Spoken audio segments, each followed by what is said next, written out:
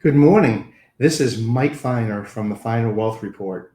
Today is Friday, September 6, 2024, and we did our last Final Wealth Report on August 4th, 2024, right after the Japanese stock market sort of melted down after the carry trade was revealed to have been destroyed by increasing Japanese interest rates. That then infected the US markets about a month ago, and there was a little bit of panic in early August. We put out the Final Wealth Report to suggest that the panic was not really something that was sustainable because people were worried about not only the Japanese stock market, but about certain data points that suggested that inflation was not coming down as the Fed had expected. Subsequently, several data points confirmed that inflation was below 3% and heading to the Fed's 2% target, which meant that the Federal Reserve could reduce interest rates, which we do expect to occur in September. And it suggested that we did not have rampant inflation, which was the main policy issue for 2024, and it was the main fear issue for the stock market.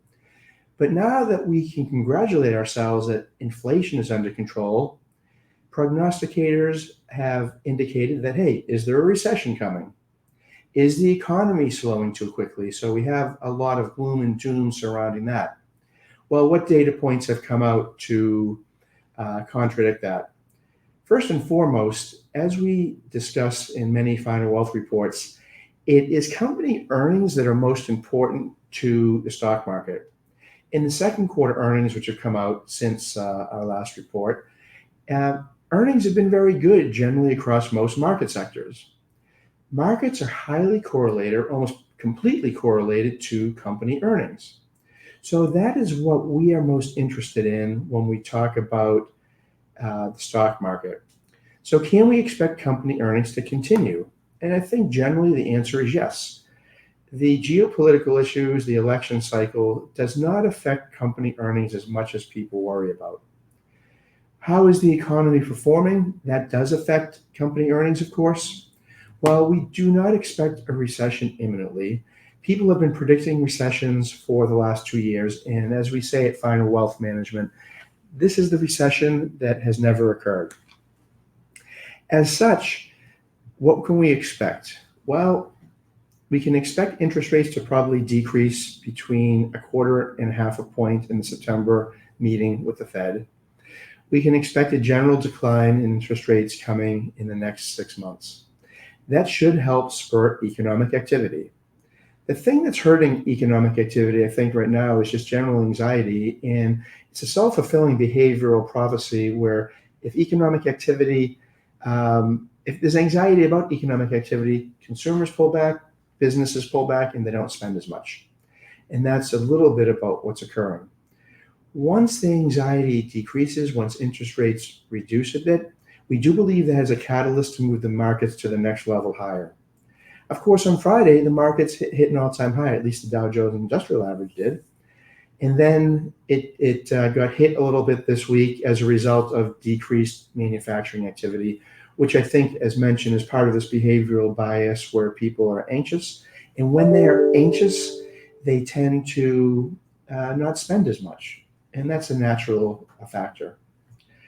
A lot of people have been asking, who gets elected? How does that affect the economy? Will that tank the stock market? And generally, an election is a positive catalyst for a market regardless of who gets elected. One could argue that there could be benefits of either candidate winning.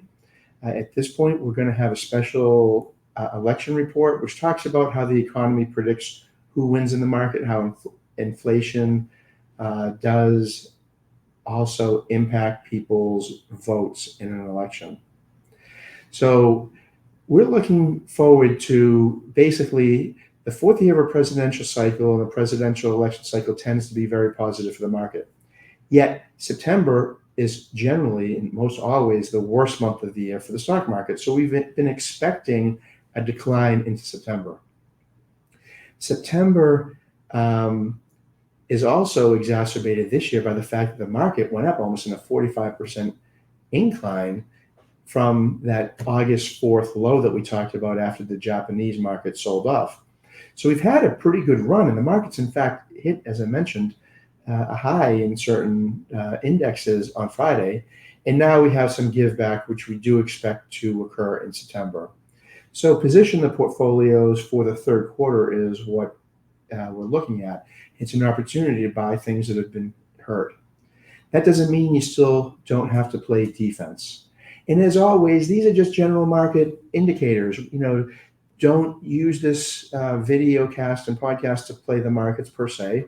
This isn't an indication of what to do per se in your portfolio. Give us a call and let's discuss specific sectors and specific financial planning needs that you have within your portfolio.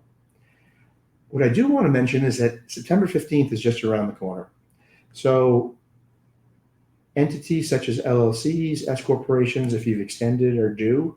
Individual estimated payments for the third quarter are due on September 15th.